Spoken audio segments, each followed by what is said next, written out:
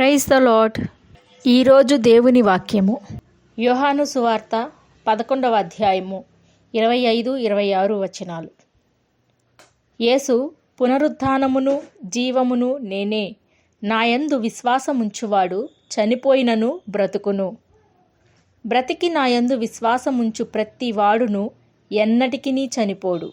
క్రీస్తునకు ఎలాగూ మరణము లేదో, ఆయనలో నుంచి వచ్చిన ఊపిరైన నీవు ఆయనను వెంబడించినట్లయితే నీకును మరణము లేదు. క్రీస్తు జీవించినట్లే ఆయన యందు విశ్వాసముంచువారు కూడా సదాకాలము జీవిస్తారు. అయితే దేవుడిక్కడ మొదటి మరణం గురించి మాట్లాడట్లేదు. మొదటి మరణం అనగా శరీరాన్ని ఆత్మ విడిచిపెట్టటం. ఈ మట్టి శరీరము శాపానికి లోనయ్యింది కాబట్టి దీనిని విడిచిపెట్టవలసిందే.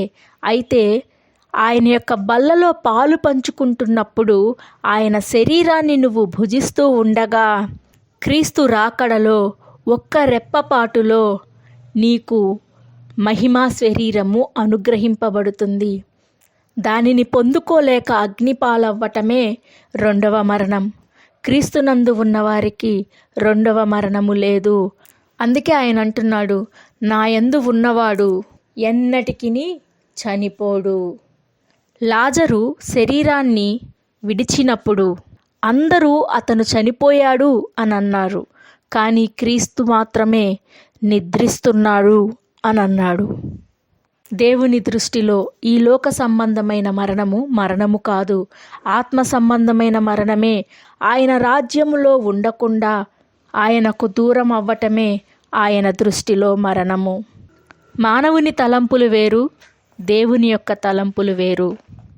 కాబట్టి క్రీస్తునందు ఉన్నవారు నిజముగా దుఃఖించవలసినది, నిజముగా ప్రార్థించవలసినది ఒకరు రక్షణ పొందుకోవాలి అని, కానీ ఈ లోక సంబంధమైన ఈవుల కొరకు కాదు.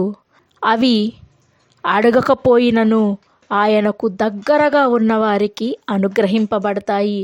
కాబట్టి నీవు ఆలోచించవలసింది, కన్నీరు విరవవలసింది, ప్రార్థించవలసినది నీ తోటివారు రెండవ మరణము చూడకుండునట్లు ఆయన పునరుద్ధానములో పాలు పంచుకొను నిమిత్తము, నూతన యెరూషలేములో అడుగుపెట్టు నిమిత్తము, ఆయన చిందించిన రక్తము వృధా కాకుండా ఆయన జీవములో పాలివారగు నిమిత్తము ప్రార్థించాలి.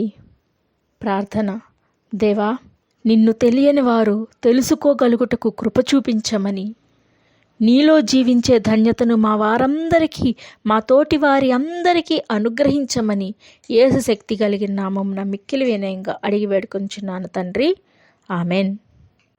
మీ ప్రార్థన అవసరతల కొరకు కింద కామెంట్ సెక్షన్లో మెన్షన్ చేయండి. మీ కొరకు ప్రత్యేకముగా ప్రార్థించటం జరుగుతుంది. షాలోమ్.